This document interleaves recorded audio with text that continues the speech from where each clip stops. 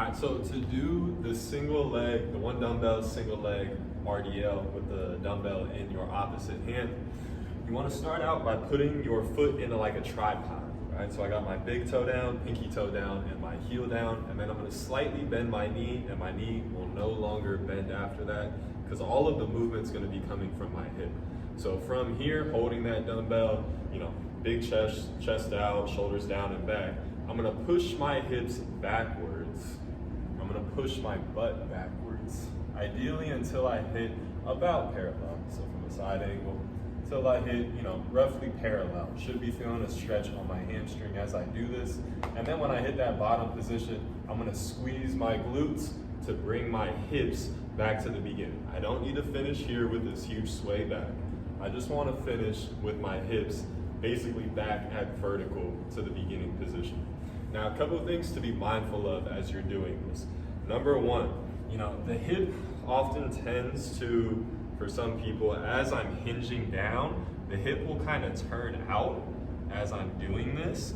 Try to keep that hip both on the free side, right? I want to keep it basically tracing with my opposite leg. And then with this hip, I actually want it to somewhat come in.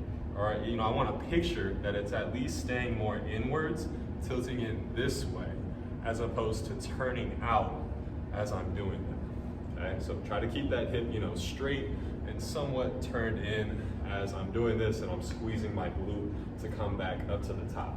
You can do this with the dumbbell in the opposite hand of the foot.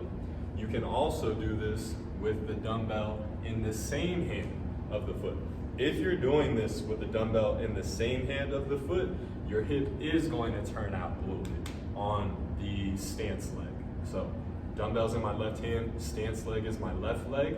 As I'm coming down, my hip is going to slightly turn out. Really, it's just more so staying straight, but it is going to feel like it's turning out relative to when it is in the opposite leg.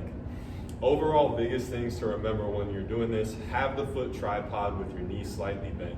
Push your hips back to get to the bottom position. And then when you're in that bottom position, ready to return to the top, squeeze your glutes to return you to the top position.